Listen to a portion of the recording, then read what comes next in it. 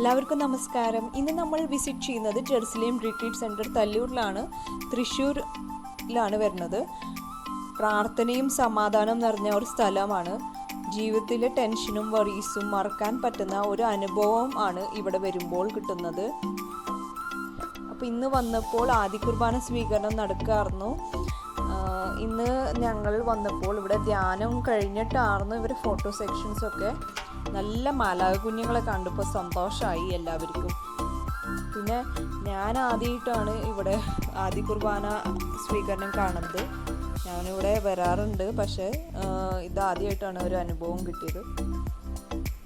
നല്ല peaceful atmosphere ആണ്. ഇവിടെ വരാത്തവർക്ക് എന്തായാലും വരുമ്പോഴാണ് അറിയാൻ പറ്റുള്ളൂ. അനുഭവം കിട്ടുന്നവർക്കാണ് പിന്നെയും വരാൻ തോന്നുള്ളൂ.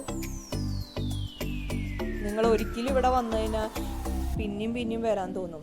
അത്രയും പീസ്ഫുൾ എക്സ്പീരിയൻസ് ആണ് ഇവിടെ വരുമ്പോൾ.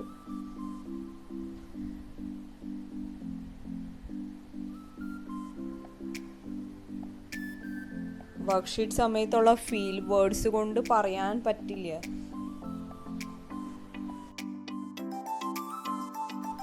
ആരാധന സമയത്താണ് ഏറ്റവും നല്ല ഭംഗിയുള്ള സമയം എന്ന് പറയുന്നത്.